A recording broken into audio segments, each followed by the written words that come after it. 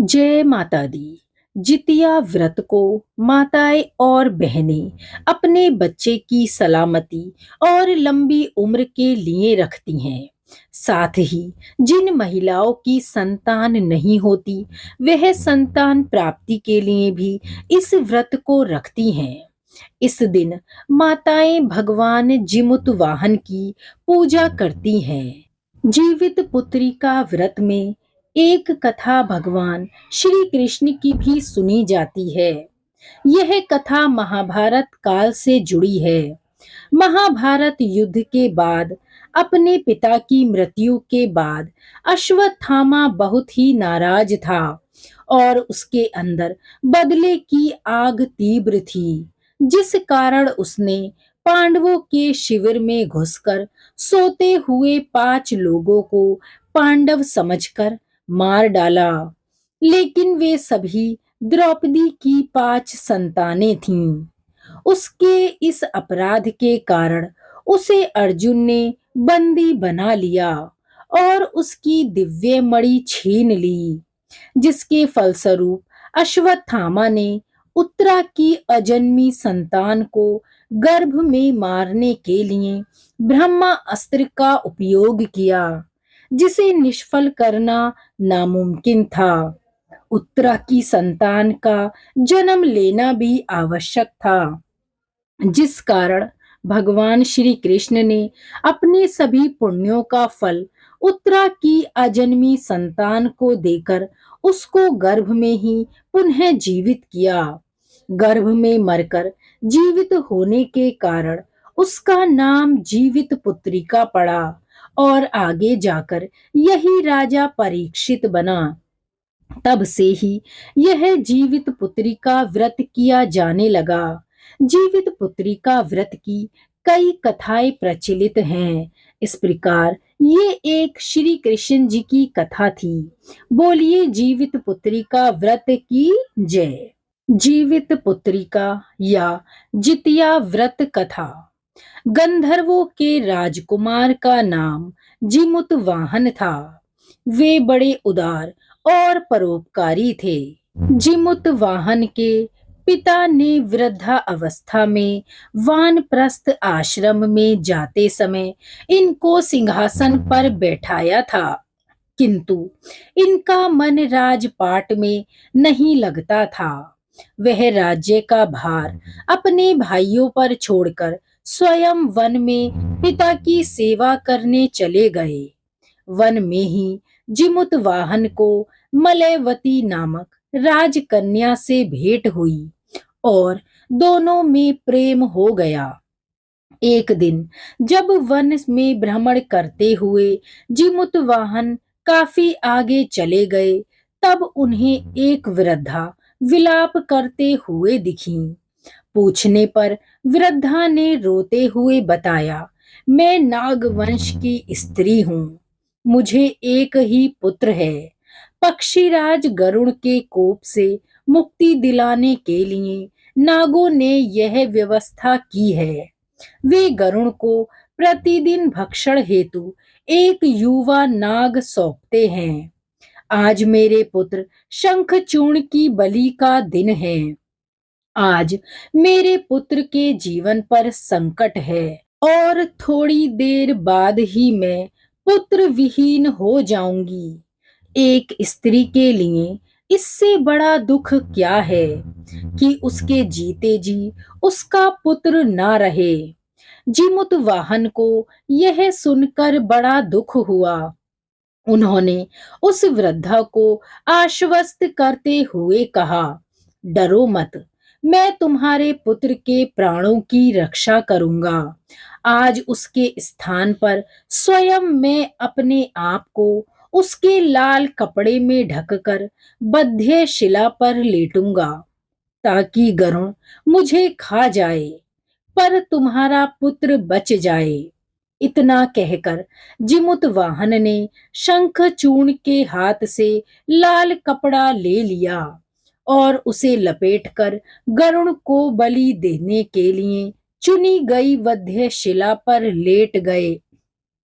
नियत समय पर गरुण बड़े वेग से आए और लाल कपड़े में ढके जिमुतवाहन को पंजे में दबोचकर पहाड़ के शिखर पर जाकर बैठ गए।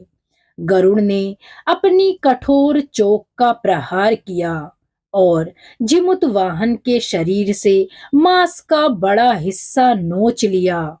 इसकी पीड़ा से जिमुतवाहन की आंखों से अश्रु बह निकले और वह दर्द से करहाने लगे। अपने पंजे में जकड़े प्राणी की आंखों में से आंसू और मुंह से कराह सुनकर गरुड़ बड़े आश्चर्य में पड़ गए, क्योंकि ऐसा पहले कभी नहीं हुआ था। उन्होंने जिमुतवाहन से उनका परिचय पूछा।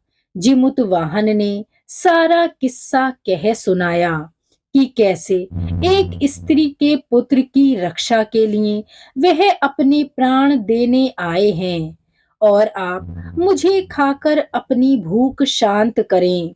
गरुड़ उनकी बहादुरी और दूसरे की प्राण रक्षा के लिए स्वयं का बलिदान देने की हिम्मत से बहुत ही प्रभावित हुए और उन्हें स्वयं पर पछतावा होने लगा। वह सोचने लगे कि यह भी तो एक मनुष्य है जो दूसरे के पुत्र की रक्षा के लिए स्वयं की बलि दे रहा है, और एक मैं हूँ जो देवों के संरक्षण में हूँ, किंतु दूसरों की संतान की बलि ले रहा हूँ। उन्होंने जिमुतवाहन को मुक्त कर दिया। गरुड़ ने कहा, हे उत्तम मनुष्य, मैं तुम्हारी भावना और त्याग से बड़ा ही प्रसन्न हूँ। मैंने तुम्हारे शरीर पर जो घाव दिए हैं उसे ठीक कर देता हूँ। तुम अपनी प्रसन्नता के लिए मुझसे कोई भी वरदान मांग लो। राजा जिमुतवाहन ने कहा कि हे पक्षीराज, आप तो सर्व समर्थ हैं। यदि आप प्रसन्न हैं और वरदान देना चाहते हैं तो आप सर्पों को अपना आहार बनाना छोड़ दें। आपने अब तक जितने भी प्राण लिए हैं उन्हें जीवन प्रदान करें। गरुड़ ने सबको जीवन दान दे दिया और नागों की बलि न लेने का वरदान भी दिया। इस प्रकार जिमुतवाहन के साहस से नाग जाति की रक्षा हुई। गरुड़ ने कहा, तुम्हारी जैसी इच्छा वैसा ही होगा। हे राजा, जो स्त्री तुम्हारे इस बलिदान की कथा को सुनेगी और विधि पूर्वक व्रत का पालन करेगी, उसकी संतान मृत्यु के मुख से भी निकलकर आ जाएगी। तब से ही पुत्र की रक्षा हेतु जिमुतवाहन की पूजा की प्रथा शुरू हो गई। यह कथा कैलाश पर्वत पर भगवान शंकर ने माता पार्वती को सुनाई थी। जीवित पुत्रिका के दिन भगवान श्री गणेश, माता पार्वती और शिवजी की पूजा एवं ध्यान के बाद यह कथा आपको अवश्य ही सुननी चाहिए। बोलिए भगवान जिमुतवाहन की जय। जीवित पुत्रिका व्रत की जय। जीवित पुत्रिका व्रत की कथा। चीलोह और सियारों की कथा। जीवित पुत्रिका व्रत में चीलोह सियारों की एक कथा भी सुनी जाती है। अब हम उसी कथा को श्रवण करते हैं। एक वन में सेमर के पेड़ पर एक चील रहती थी। पास की झाड़ी में एक सियारन भी रहती थी और उन दोनों की अच्छी मित्रता थी। दोनों की अच्छी पटती थी। चीलों को कुछ भी खाने को लेकर आती, उसमें से सियारिन के लिए जरूर हिस्सा रखती। सियारिन भी चीलों का ऐसा ही ध्यान रखती थी। इस तरह दोनों के जीवन आनंद से कट रहे थे। एक बार वन के पास गांव में औरतें जिउतिया के पूजा की तैयारी कर रही थीं। चीलों ने उसे बड़े ध्यान से देखा और अपनी सखी सियारिन को भी इस बारे में बताया। फिर चीलो और सियारिन ने तय किया कि वे भी यह व्रत करेंगी।